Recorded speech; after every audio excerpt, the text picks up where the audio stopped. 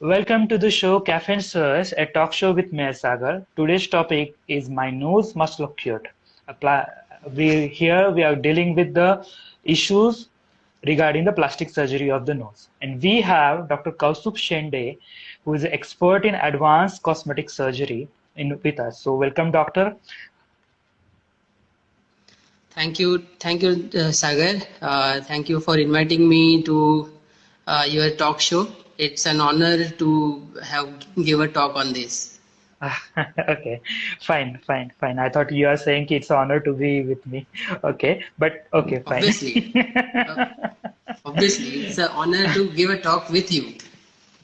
Thank you so much.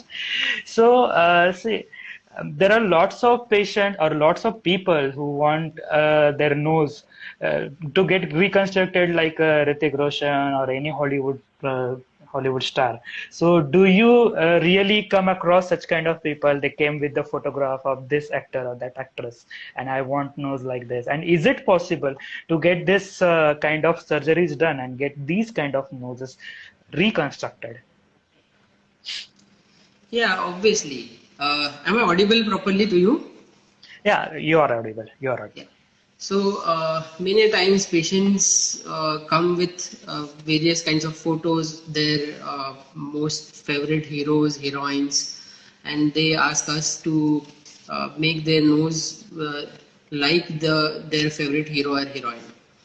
But then, as you said, it is always possible to change the shape of nose, but we should look for what will be looking best according to the face of the patient.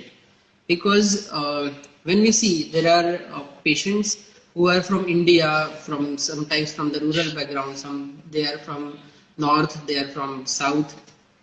Everybody's face and facial structures are different, and their expectations are different. So if we look for the right size of the nose, the shape is different according to the ethnicity. The shape, ideal shape for the Chinese will be different, ideal shape for the Hollywood actors will be different. Uh, but we have to give a shape which is ideal. It should not be very sharp for Indian population, like any Hollywood hero, or it should not be very flat like any Chinese hero or heroine. Okay, so that means we need to consider the ethnicity of the person also and how the person actually looks and how which will be the suitable for them, right? Yeah, correct. Okay, so is there any kind of software where the plastic surgeon assess on these Yeah, things? there are morphing softwares with which we can help take the photos, adjust the photos, adjust the shape, thin the nose or broaden it or make it elevated, and show the patient pre-operatively how after surgery his nose is going to look. Okay, but that will be the kind of elective surgery or we pre-decided surgery kind of thing. So what else can go undergo these kind of surgeries? Who else? Who are the candidates? Yeah, so there are basically we divide into three different categories. First is elective surgery, as you said, some people want it electively changed. They want to look better, like some people want to go into modeling or that Mhm. kind of industry. Some people are in a job where they want to look better and be presentable, like some they are acting in shops, they are in the management skills, so they also want a very nice looking face and they want to look confident. And second category is where people get accidental injuries to face and their shape of the nose is damaged. So they want again correction of the shape. And third is the congenital anomalies where the by birth the shape of the nose is very bad and they want like in cleft lip, cleft palate or any deformities of the face where the shape of the nose is very bad and by birth and they want it to be corrected. Okay. So what are the success rate of these surgeries? Yeah, so surgeries are always successful. There are very less percentage of unsuccessful results. most of the times what happens is patients want some kind of results, and they are not able to convey it to the doctor, and the doctor is not able to grasp what the patient has come for, and that is why there is mismatch and misunderstanding. That gives relatively unsuccessful result, because uh, the doctor has given the result which the patient is not looking for. So that is actually not an unsuccessful surgery, but the result for the patient is not very pleasing. Okay. So But then, we can correct it with proper dialogue pre-operatively, and the patients should convey it properly to the doctors. And as you said, the morphing softwares are there that will help to reduce these kind of mismatches. okay. So what are the general risks involved in such operations? Any kind of surgery is always the risk. There is a risk of anesthesia related complications. Then any surgery, any cut has a risk of infections, and there is minimal risk of related to wound healing.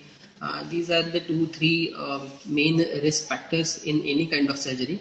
And pertinent to this particular surgery, the risks are like uh, if we are putting any external material in it, into the nose, it can be a source of infection, or it may not give a proper result because that structure is not accepted by the body. Okay. When the surgery is done, how soon the patient can go home? Patients can go home immediately, same day, sometimes if the surgery is very small, or patients can go home in the next day, depending on the amount of surgery, depending on the duration of surgery which he has taken place. Okay, so will you please elaborate how the exact procedure is, because this area of nose is Yeah, very so we small. have a video where I can show you the procedure of the surgery. Sure. So this is a video. Suppose this is the patient. She has come for the surgery. Her nose is little bit. She has a dorsal hump and Mhm. hanging tip. She wants the correction. So when we are looking for proper correction, the patient comes to the hospital. Pre-operative assessment is done, and then patient is taken to the operation theater, where we are giving anesthesia to the patient. The patient sleeps, and we are taking a small cut. The cut is usually inside. If required, a small cut is taken on the external part. Mhm. So after that, we expose the different parts, do various kinds of corrections, take out extra material, bring the bones together, and then finally re-drape the skin. So this is the minimal scar which remains on the external part, otherwise everything goes from the inside. Okay, okay. Yeah, so there are two, three options to increase the size of the nose, where we can use our own body structures, or we can use external materials. So external material can be silicone implants. These have their own costs, around 15 to 20,000, depending on what size of implant we are looking for. And our own body materials we can use, where we can use some cartilage from the nose, if it is a very small amount of cartilage is required. If a little bit of more cartilage is required, then we can use cartilage from the ear, where a small incision is taken on the posterior aspect, a little bit of cartilage is taken, and all the scar is hidden behind the scar, behind the ear. And if larger amount of cartilage is required to properly augment the dorsum of the nose, some people have very flat nose, then in that case we can take the cartilage from the rib and use it for the augmentation. Okay, so these are called as an implant, right? Yes. So these are the implants. They have their own advantages, disadvantages.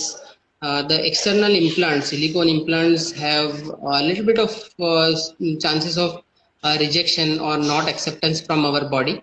Hmm. The chances are very minor, but they are still there.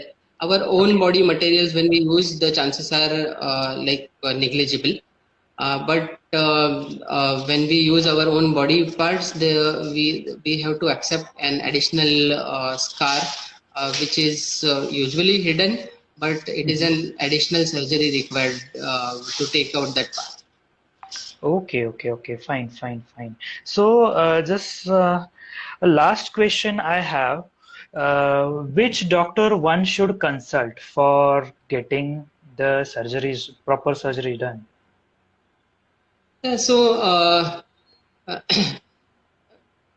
basically, these surgeries are done by the plastic surgeons mainly, but some ENT surgeons also do the rhinoplasties, but they are mainly the operate on the patients which have come for the septoplasty or functional correction of the nose. Okay. The septum is the inner portion of the nose, which sometimes is crooked and deviated, and that causes functional problems. Patients have breathing difficulties, recurrent rhinorias, and Mhm. additionally, because of the inner deformities, they have external shape deformity. Okay. So that is sometimes taken care by ENT surgeons. But when we are looking for especially cosmetic corrections, either uh, for the modeling or for the congenital deformities, the external nose correction will be done by a plastic surgeon. Acha. Acha. So, thank you, Dr. Kaustubh, for being with us. What message you want to give to the audience? Thank you again. Thank you for taking me. It was nice. It was a pleasure joining you on the video chat. I would like to tell the patients or the friends that rhinoplasty is a surgery not on the patients, but it is on normal people like you and me who want correction of the shape of their nose, and it is always possible to give a better shape of nose. You can walk around confidently with better shape of nose or the face, and with the modern techniques the surgery is so easy and so comfortable that most of the times it is a daycare procedure or one day procedure. So it is also called office surgeries also. So you can get it done easily, confidently, and without any risk or any complications. Okay, so that's very kind of you to take out some time with us because you're so busy person, and thank you so much for being with us. So, audience, if you have any queries, any doubts regarding the plastic surgery of nose, you can always put it in the comment box. We are going to share this video on Instagram as well. Also, we are going to share Dr. Kaustubh Shende's details. He practices in the Pune. He is a doctor in the Sancheti Hospital. So you can always connect with him and get your things sorted and get your nose corrected if you do feel such kind of things. So